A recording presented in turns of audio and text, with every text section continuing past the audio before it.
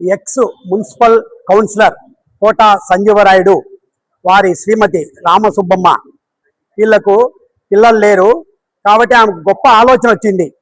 నా చిరాస్తులన్నీ కూడా పద్మశాలీయ బౌద్ధమ సంఘం రామేశ్వరం దేవస్థానానికి అప్పచెప్పాలనే గొప్ప ఆలోచనతో ఆమె ఈనాడు తన ఆస్తులన్నీ కూడా దేవస్థానానికి ఇవ్వడం జరిగింది. ఆమెకు ఏమి సేవ చేయాలనో ఆమెకు ఎంతవరకు మేము ఆమె ఉన్ననాళ్ళు ఆమెకు ఎన్ని రకాలుగా మేము ఉపయోగపడతామో అన్ని రకాలుగా ఆమెకు మేము సేవ చేస్తాము.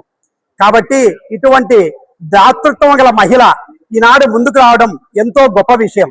మా పద్మశాలీయ బౌద్ధమ సంఘం వారికి ఇది మొట్టమొదటి ఈ యొక్క కార్యక్రమం.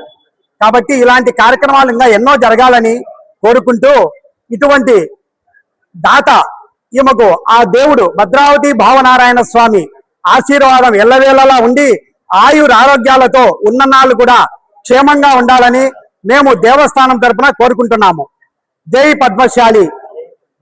ఈరోజు పద్మశాలి కోట సంజీవరాయుడు కీర్తి చేసులు కోట సంజీవరాయుడు ఎక్స్ కౌన్సిలర్ గారి ధర్మపత్ని కోట రామసుబ్బమ్మ గారు ఆమె యావదాస్తి పద్మశాలి బౌద్ధమ సంఘం పద్మశాలి కళ్యాణ మండపం గాంధీ రామేశ్వరం యావదాస్తిని ఈరోజు మాకు రాసి ఇచ్చిన దానివల్ల ఆమెకు ఎల్లవేళలా అన్ని రోజులు మేము కార్యక్రమాలు ఆమెకు జయప్రదంగా చేస్తామని చెప్పి మేము చెప్తున్నాం. అందులో ముఖ్యంగా ఒక విషయము, ఈ కార్యక్రమంలో మన గుంశెట్టి సురేషు, జానకి రామయ్య, నందం కుమారు వాళ్ళ పాత్ర ఎక్కువ దీంట్లో ఈ కార్యక్రమం రావడము, వాళ్ళ పాత్ర ఎక్కువ దీంట్లో ఈ కార్యక్రమం జయప్రదం జరిగేదానికి వాళ్ళ సహకారం ఎక్కువ దీనికి సహకరించినారు. వాళ్ళకు కూడా మేము ధన్యవాదాలు తెలుపుతున్నాం.